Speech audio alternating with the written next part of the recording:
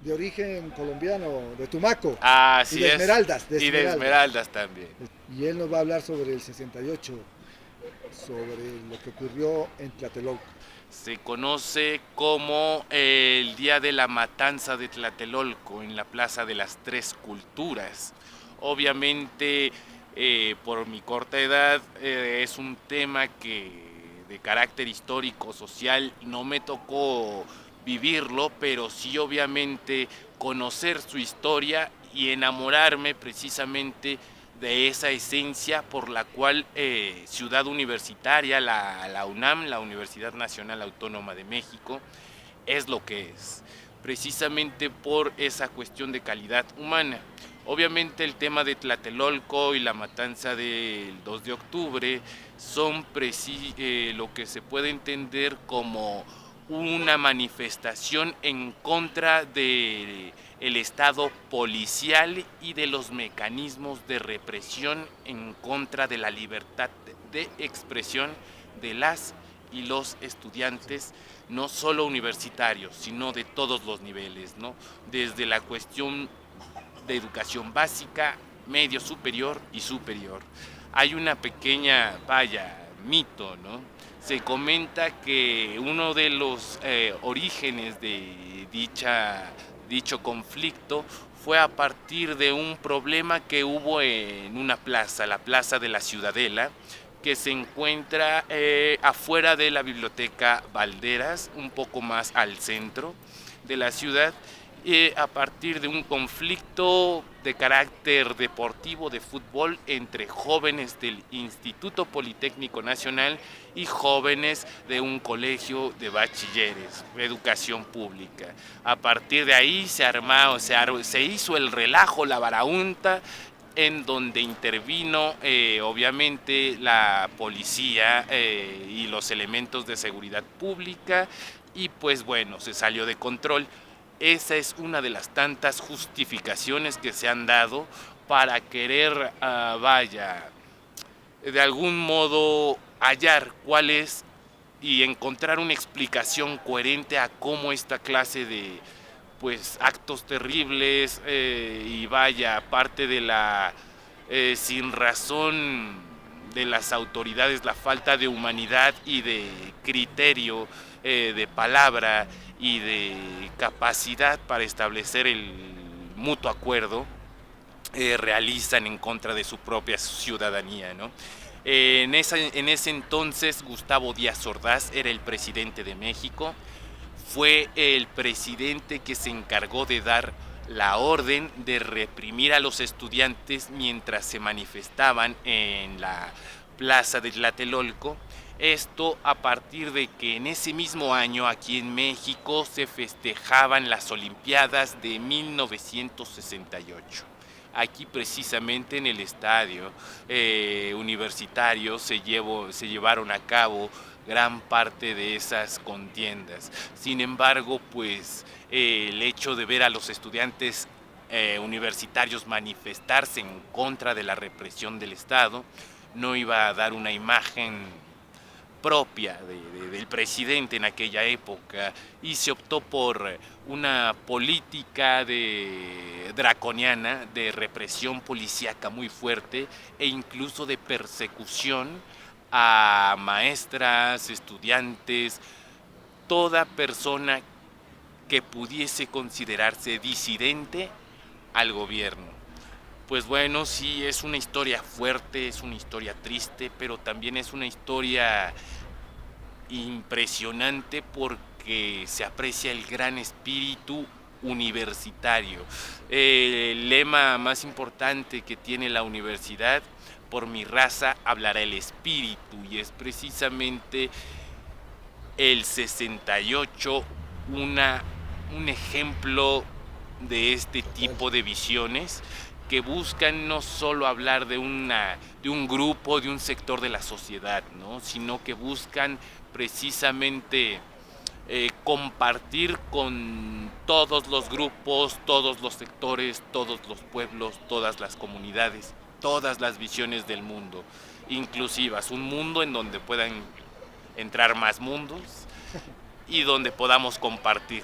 de Ecuador, Esmeraldas, Tumaco, México, etc, etc. El mundo es maravilloso y hay que ¿En recorrer. qué momento tú tomaste conciencia del 68? ¿Quién te contó o lo leíste? ¿Cómo fue eso? Yo tomé conciencia a partir de la huelga que hubo en la UNAM en 1999. A mí me tocó en la Escuela Nacional Preparatoria número 8, Miguel E.S. Schultz. Para mí el haber tenido esa experiencia me hizo tomar un poco más la conciencia de carácter social, al igual que la responsabilidad como estudiante universitario y a lo que veníamos o venimos a enfrentarnos como ciudadanos, como estudiantes, como personas, ¿no? De verdad es importante asumir una responsabilidad y seriedad ante pues esta clase de problemáticas sociales. Actualmente México vive una crisis humanitaria muy fuerte, derechos humanos, cuestión de desapariciones forzadas, digo, no solo México, el mundo, el crimen organizado en sí mismo. Uno de las mejores lecciones que las compañeras, los compañeros nos han podido obsequiar es: cuídate a ti mismo, que así cuidas a las demás personas. Eso es muy importante, el saber con quién estar, qué hacer, y digo, no con una visión un tanto patriarcal o proteccionista, no, sino con una visión un tanto más sana de mente y corazón.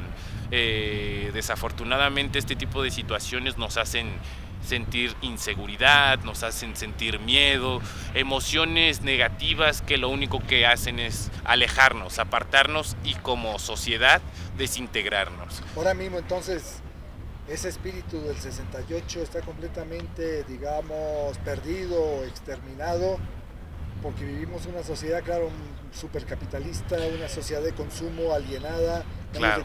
los medios de comunicación, la televisión. Lo importante y lo interesante del 68 es que es esa clase de instancias las que permiten nuevamente reconstruir ese tejido social, volver a integrar esa esencia y el espíritu como tal de conciencia social universitario y más allá incluso de lo universitario, de gente, de seres humanos y de personas que ante el problema, ante los conflictos, hay que apoyarnos, hay que echarnos las ganas, hay que ayudarnos los unos a los otros y pues y si nos caemos, pues brindarnos la mano para volver a levantarnos y seguir andando. Pero ¿cómo es posible que de un 68 donde había una lucha social, Claro, estudiantil, claro. Un compromiso, se pueda caer en la narcorrevolución que se vive hoy en México? ¿Cómo puede ese proceso, cómo se explica?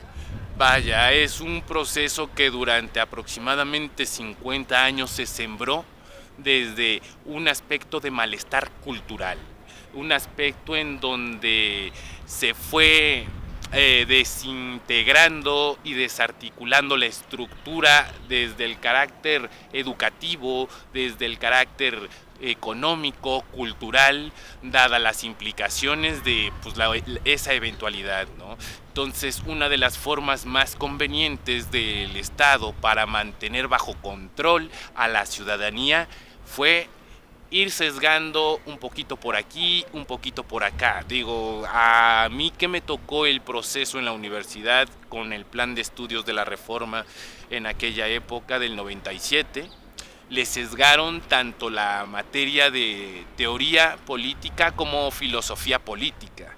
Y obviamente yo habiendo estudiado comunicación, era como dejarnos sin una pierna dentro del contexto de la carrera.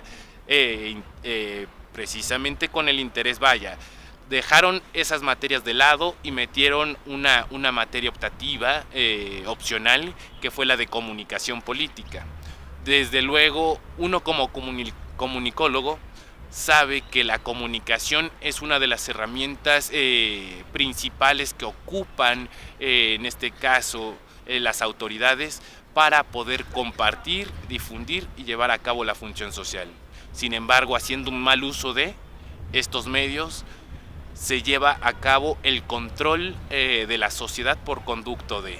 Y ahí es cuando se desvirtúa, se pervierte y se echa a perder toda labor y función profesional que uno de manera ética, profesional y responsable pretende hacer a partir de la profesión que haya uno estudiado. O sea que ahora mismo hay una propaganda narco fuerte en los medios de comunicación para Desde que tú te conviertas en uno del cartel.